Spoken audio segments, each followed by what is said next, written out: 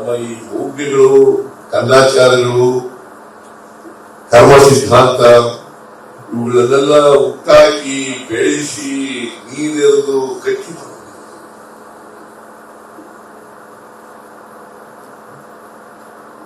ಮಾಡಿಬಿಟ್ಟಿದ್ದಾರೆ. ಯಾಕಂದ್ರೆ ನಾನು ಯಾಕಪ್ಪ ಈಗ ಹುಟ್ಟಿದ್ರೆ ಬಟ್ಟೆ ಇಲ್ಲ, ಬಟ್ಟೆ ಇಟ್ಟಿಲ್ಲ, ಉಳಿಸಲಿಲ್ಲ, ನಾವು ಓದಕ್ಕಾಗ್ಲಿಲ್ಲ, ಅನಕ್ಷರತೆ ಇದೆ ಅಂತಂದ್ರೆ ನನ್ನ ಕರ್ಮ ಸ್ವಾಮಿ, ಇದು ನನ್ನ ಕರ್ಮ.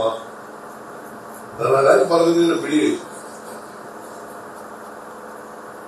ಯಾವ ದೇವರು ಕೂಡ ಅಲೆಯಲ್ಲಿ ಬರೆಯಲ್ಲ,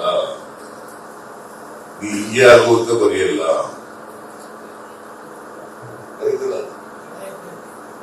ಮತ್ತೆ ಅವ್ರು ಹೆಂಗೆ ದೇವ್ರು ಆಯ್ತಾರೆ?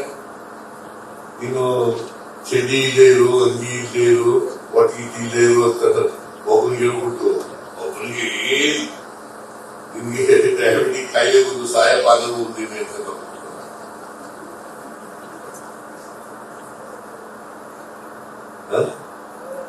ನನ್ ಬರೆಯಬೇಕಾಗ್ತದೆ.